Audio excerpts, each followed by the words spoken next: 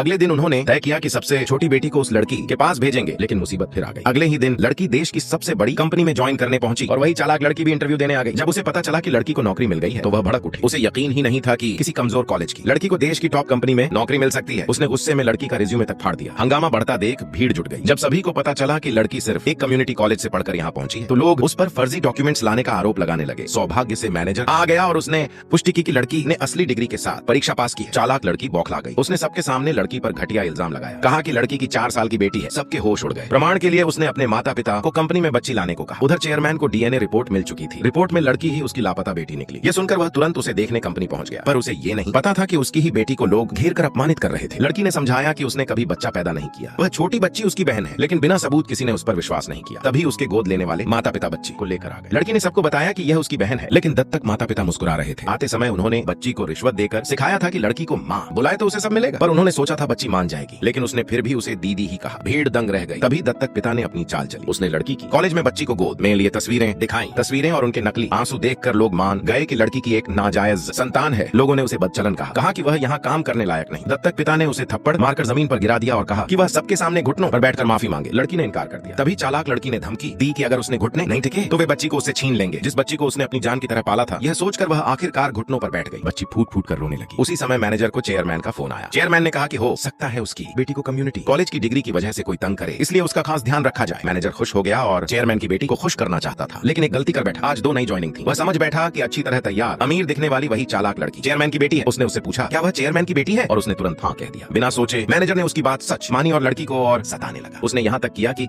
लड़की के हाथ पर पैर रखकर उसे दबा दिया। उसे पता नहीं था कि जिसे वह चोट पहुंचा रहा था वही असली वारिस है। बच्ची खुद को छुड़ाकर उसकी तरफ दौड़ी और घुटनों पर बैठकर उससे रुकने की भीख मांगने लगी। इससे भीड़ को और यकीन हो गया कि लड़की और बच्ची माँ बेटी हैं। उन्हें अंदाजा भी नहीं था कि अब तूफान आने वाला है। सिर्फ 10 मिनट बाद लड़की के चारों बड़े भाई, जो अपने अपने क्षेत्रों में बेहद मशहूर और ताकतवर थे, अपने पिता का फोन पाते ही कंपनी की ओर दौड़ पड़े। उन्हें नहीं पता था कि उनकी बहन का यहाँ अपमान हो रहा है। कुछ देर में चारों हैंडसम भाई एक साथ कंपनी पहुंचे। उसी समय बाहर एक लग्जरी कार आकर रुकी। उसमें से चेयरमैन उतरा। अंदर मैनेजर अब भी लड़की के हाथ पर पैर रखे खड़ा था और उसे दोबारा थप्पड़ मार रहा था, सिर्फ चालाक लड़की को खुश करने के लिए। उसने सिक्योरिटी को बुलाकर लड़की को दबोचने और मारने की तैयारी कर ली। जैसे ही उसने लाठी उठाई, एक भारी आवाज गूंजी जिसने उसे रोक दिया। सबने ऊपर देखा। वह लड़की के 5 अजय पहरेदार थे। चालाक लड़की और मैनेजर का खेल अब खत्म हो चुका था।